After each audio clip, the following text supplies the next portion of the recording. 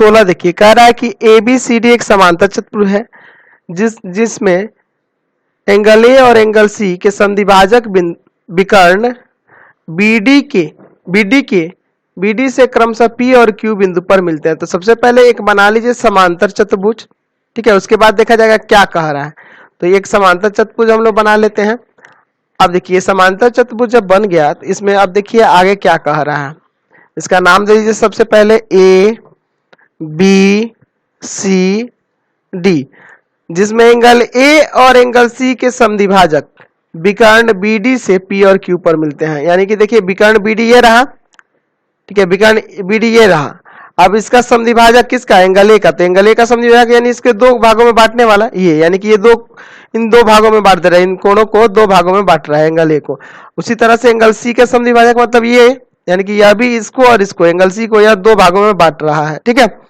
तो कहां कहां मिलते हैं, तो ये बिंदु P पे मिलते हैं और यहाँ पे ये Q पे मिलता है, ठीक है। आप एक काम करिए, इसको भी मिला दीजिए यहां से ऐसे, ठीक है। ये आपका ऐसे मिल गया। अब थोड़ा ध्यान देंगे, हमें साबित करना है कि PCQA ये जो बन रहा है ना ये फिगर, ये भी एक समांतर चतुर्भुज है, ये दिखाना है। तो सबसे पहले लिखेंगे दिया है ABCD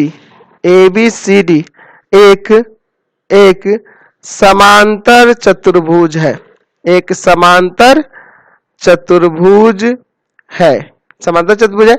और कह रहा है कि ये कौन कौन सा है, तो AP और CQ है ना। AP तथा CQ क्रमशः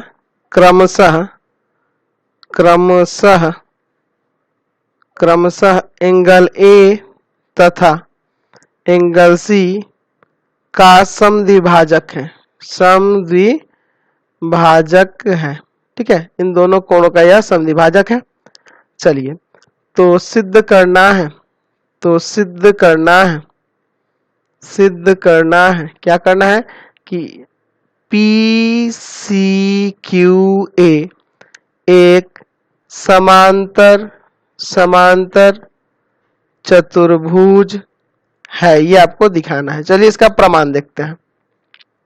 प्रमाण देखिए इसका, देखिए आपको पता है यहाँ पे कि एंगल ए एंगल सी के बराबर होगा। एंगल ए जो होगा पूरा एंगल ए एंगल सी के बराबर होगा, क्योंकि आपको पता है कि समांतर चतुर्भुज के सम्मुख कोण बराबर होते हैं, इसलिए ऐसा हो रहा है, ठीक है, बराबर होते हैं।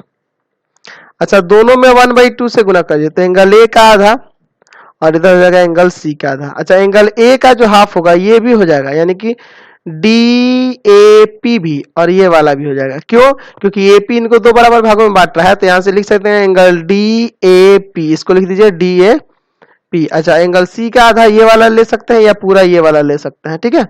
क्यों, क्योंकि ये CQ इनको दो भागों में बांट रहा है, यानी कि एंगल BCQ हो जाएगा ना। क्यों ऐसा हो रहा है, ये दोनों क्यों लिख रहे हैं, तो यहाँ लिख देंगे कि AP जो है AP तथा AP तथा CQ क्रमशः एंगल A तथा एंगल C का समद्विभाजक है, इसलिए ऐसा हो रहा है। समझ रहे ना। अच्छा, ये समद्विभाजक है इसलिए ऐसा हो रहा है। अब देखिए इसके बाद क्या करते हैं कि दो त्रिभुज जो है सर्वांगसम करके देखते हैं। कौन कौन सा, तो त्रिभुज DAP तथा दूसरा त्रिभुज लेते हैं BCQ में, इसको और इसको सर्वांगसम। तो पहले तो एक ये एंगल जो दिखा दिए हैं अभी ऊपर DAP बराबर एंगल BCQ, ये अभी हम लोग प्रूव किए हैं अभी। दूसरा क्या हो जाएगा कि ये जो AD है ना BC के बराबर हो जाएगा, AD BC के बराबर हो जाएगा। अच्छा, क्यों होगा, तो ये सम्मुख भुजाएं है ना, तो सम्मुख भुजा तो बराबर होती है, सम्मुख भुजा है समांतर चतुर्भुज का, इसलिए बराबर हो जाएगा। अच्छा, तीसरा चीज क्या हो जाएगा कि एंगल ADP, देखिए ADP ये वाला एंगल यहाँ वाला इसके बराबर हो जाएगा, किसके, तो एंगल CBQ के। समझ रहे ना। ये क्यों होगा, तो एकांतर अंतः कोण से हो जाएगा, एकांतर अंतः कोण द्वारा ये हो जाएगा। समझ रहे हैं? अब चलिए बराबर हो गया तो त्रिभुज DAP सर्वांगसम हो जाएगा क्या, त्रिभुज BCQ के। कैसे? तो एंगल साइड एंगल से। अच्छा जब सर्वांगसम हो गया तो यहाँ CPCT से क्या लिख सकते हैं, तो CPCT से आपका AP जो होगा ना, AP बराबर हो जाएगा किसके, AP बराबर हो जाएगा CQ, CPCT से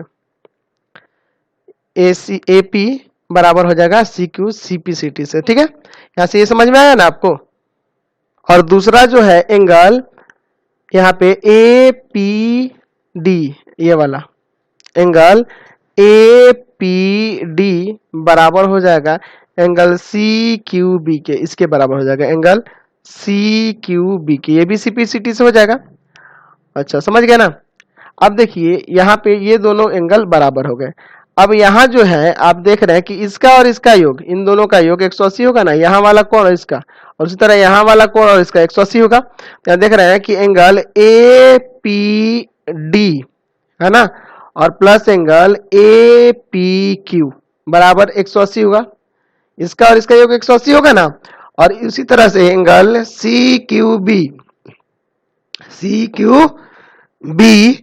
CQB और दूसरा एंगल यहाँ वाला CQP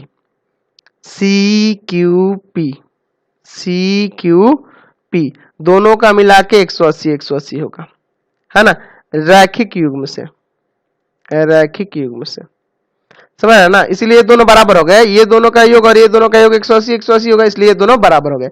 अब हम लोग एंगल APD और दूसरा एंगल है APQ, अच्छा इधर है CQB को हम लोग एंगल APD लिख देते हैं और इसको यही रहने देते हैं एंगल CQP। ठीक है, क्योंकि ये दोनों आपस में बराबर है तो इस CQB को हटाकर हम लोग APD लिख दिए, ये काट दिए, तो आगे एंगल APQ बराबर एंगल CQP, यानी कि यहाँ वाला एंगल इस एंगल के बराबर हो गया। अच्छा देखिए, तो यह एंगल इस एंगल के बराबर हो गया, तो ये इसके समांतर भी हो जाएगा कि नहीं, है ना। तो यहाँ से आप लिख सकते हैं, देखिए ध्यान से यहाँ पे कि यह एंगल इस एंगल के बराबर हो गया, तो ये तो एकांतर कोण के युग में दिख रहा है ना, तो एकांतर कोण के प्रतिलोम से ये AP, ये वाला चीज जो है ना, इसके समांतर हो जाएगा, AP समांतर हो जाएगा CQ। यहाँ लिख दीजिए एकांतर कोण के, एकांतर अंतः कोण के प्रतिलोम से, अंतः कोण के प्रतिलोम से AP समांतर हो जाएगा CQ। अच्छा समांतर भी है और यहाँ बराबर भी दिया है, तथा AP CQ के बराबर भी है, ये दोनों चीज हो गया। तो अतः आपका समांतर चतुर्भुज हो जाएगा ना। कौन? तो यहाँ पे जो नाम दिए थे हम लोग क्या था, PCQA, यही ना था आपका PCQA। तो यहाँ लिख देते हैं लास्ट में कि अतः PCQA एक समांतर चतुर्भुज है। समझ गए ना, ये समांतर चतुर्भुज है। तो क्लियर हो गया आपको। अगले क्वेश्चन पे चलते हैं, क्वेश्चन नंबर